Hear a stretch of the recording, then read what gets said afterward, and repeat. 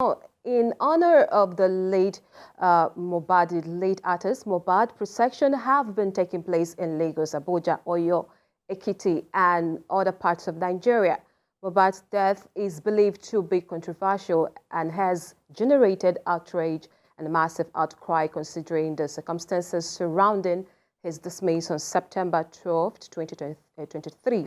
His fans, friends, colleagues, and influencers, well-meaning Nigerians and sympathizers have called for a proper investigation to ascertain the cause of his death.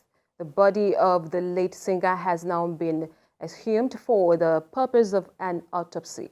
He had earlier been buried the day after his death. I still have Adams to talk about this. Mr. Adams, it's been a series of reactions since September 12th, Mohbad died. How do you react to how the events of these few days had gone, especially the exhumation of his body and the fans' candlelight procession? Well, I would personally observe a moment's silence for Mohbad. I would say may his soul rest in peace.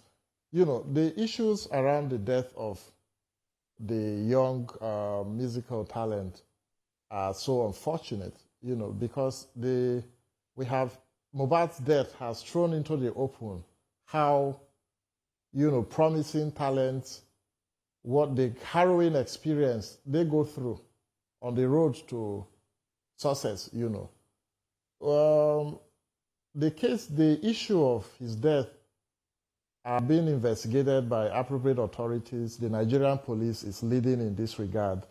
And it is very encouraging to see that public outcry is ensuring that proper things are to be done. The Nigerian police has exhumed his body. An autopsy has been taken. We haven't been able to know the results of the autopsy yet, but I understand that results of autopsies take some bit of time, you know. But then we have seen an outpouring of love for the the deceased artist across Nigeria and elsewhere in the world, in New York City, in Cairo. A friend called me from Cairo. Tonight there will be a candlelight procession for Mohbad in Egypt. You know, so we have seen that this particular artist, you know, his songs, his artistry spoke to people's condition. This was a boy who, a young man who rose from considerable obscurity to the limelight of, you know, stardom. But his life was cut short. He died at 27. Nigerians have, the candlelight processions in Lagos, in Abuja, in Port Harcourt City, every other places. Out of time, but I don't want to end the show without asking you this very important question concerning the several allegations flying all over the social media. While we understand that people are angry and they want justice for Mohbad, what would you advise in calming things down and allowing the authorities do their job? Just briefly, we are almost out of time. In ensuring justice for Mohbad, which I am an advocate of, I advocate that justice must be done. You know, I would thank artists, you know, like Bella Shmurda, Davido, and the couple of people who are making sure that proper justice must be done in this case. They have been accusing fingers on, you know, his music label led by the controversial Naira Marley and a couple of other people around him.